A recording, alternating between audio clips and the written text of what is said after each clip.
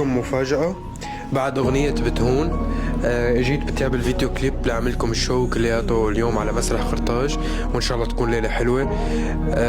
متفائل كتير ومتحمس. شفت منظر الجمهور الحلو الكبير كتير، مش بالعدد، باللي بيكبر القلب. فإن شاء الله يا رب نعملكم ليلة حلوة ويكتب لنا رب العالمين على أثر هاي الليلة نضل نجي لهون على هذا المسرح الحلو. حبيت إنه انقل حالة الفيديو كليب وحالة بتهون كلياتها لأول مرة على مسرح قرطاج وقدام الجمهور التونسي.